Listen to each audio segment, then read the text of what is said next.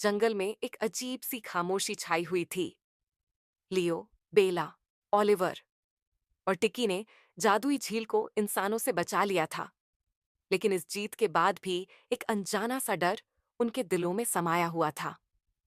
Oliver को हमेशा से जंगली मौसम और प्राकृतिक आपदाओं का अनुभव था, और उसने हवा में एक अजीब बदलाव महसूस किया। एक दिन सुबह सुबह टिकी ने आसमान में काले भयानक बादलों को जमा होते देखा। हवा अचानक से बहुत तेज हो गई थी और जंगल के सभी जानवर घबरा गए थे। ओलिवर ने चिंतित होकर कहा, मुझे डर है कि एक बड़ा तूफान हमारी ओर बढ़ रहा है। हमें तुरंत तैयारियां करनी होंगी। लियो और बेला ने पूरे जंगल में खबर फैलाई और सभी जानवरों को इकट्ठा किया। ओलिवर ने सबसे कहा, यह तूफान बहुत विनाशकारी हो सकता है। हमें जल्द से जल्द सुरक्षा के इंतजाम करने होंगे। हम अपनी शक्ति से इसे रोक नहीं सकते, लेकिन सावधानी और समझदारी से इससे बच सकते हैं। ओलिवर ने सभी जानवरों को मिलकर एक योजना बनाने के लिए प्रेरित किया। लियो ने सुझाव दिया, हमें अपने ठिकानों को मजबूत करना होगा और सभी छोटे जानवरों को सुरक्षित जगहों पर ले जाना होगा। बेला ने जंगल के छोटे जानवरों को झाड़ियों और गड्ढों में छुपाने की योजना बनाई, ताकि तेज हवाएं और बारिश उन तक न पहुंच सके। टिकी ने अपनी फुर्ती और ऊंचाई से जंगल का मुआयना करना शुरू कर दिया, ताकि किसी भी खतरे की जानकारी समय रहते सभी को दे सके। जैसे ही शाम ढली, काले बादलों ने आसमान को ढक लिया। तेज हवाएं चलने लगीं और बिजली चमकने लगी। जंगल में हर तरफ अंधेरा और डरावना माहौल छा गया। अचानक बारिश की मोटी मोटी बूंदें गिरने लगीं और तेज हवाएं पेड़ों को हिलाकर रख देने लगीं। लियो ने छोटे जानवरों को अपने ठिकानों पर पहुंचाया और ओलिवर ने सभी को हिम्मत बंधाई।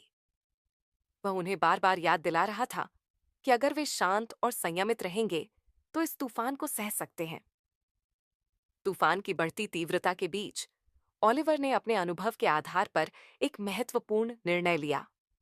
उसने लियो और बेला से कहा, कुछ पेड़ों की जड़ें कमजोर हो चुकी हैं।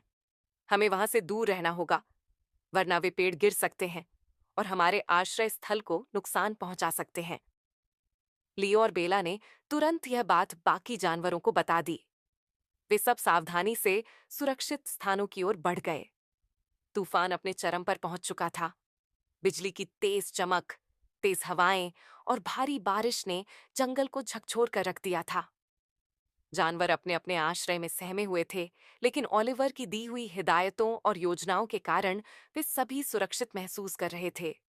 एक बड़े पेड़ की शाखा अचानक टूटकर गिर गई, लेकिन सौभाग्य से कोई भी जानवर वहां नहीं था, क्योंकि उन्होंने ओलिवर की बात मानकर उस जगह को छोड़ दिया था। रात भर चलने के बाद आखिरकार तूफान थम गया। सुबह की पहली किरणों के साथ ही जंगल में एक नई शांति छा गई, लेकिन चारों ओर तूफान के निशान बिखरे पड़े थे।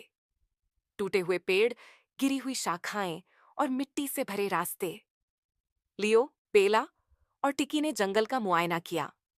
सभी जानवर सुरक्षित थे और उन्होंने एक दूसरे का धन्यवाद किया कि उन्होंने मिलकर तूफान का सामना किया। ओलिवर ने सबको मिलकर जंगल को दोबारा ठीक करने का सुझाव दिया। लियो और बेला ने टूटे हुए पेड़ों की जगह नए पौधे लगाने का काम शुरू किया। टिकी ने पेड़ों की ऊंचाइयों से निगरानी की और ऐसे पौधे ढूंढे जो तूफान की मार झेलने के बाद भी ठीक थे। सभी जानवरों ने मिलकर पेड़ों के आसपास की गंदगी साफ की और उन पौधों को सहारा दिया जो टूटने की कगार पर थे। तूफान ने जंगल के सभी जानवरों को एक सीख दी कि साथ मिलकर वे किसी भी प्राकृतिक विपत्ति का सामना कर सकते हैं। ओलिवर ने सभी को समझाया, यह तूफान एक चेतावनी था। हमें हमेशा अपने जंगल का ध्यान रखना होगा, ताकि प्रकृति हमें हमेशा सहारा दे सके। जंगल में एक बार फिर से खुशियां लौट आईं और सभी जानवर पहले से ज्यादा एकजुट और मजबूत महसूस करने लगे। उन्होंने ठान लिया कि वे इस जंगल की रक्षा हमेशा मिलकर करेंगे, चाहे परिस्थिति कितनी भी कठिन क्यों न हो। अगले भाग में देखिए, एक नया रहस्यमयी प्राणी जंगल में प्रवेश करता है और हमारे नायकों को उसका सामना करना पड़ता है।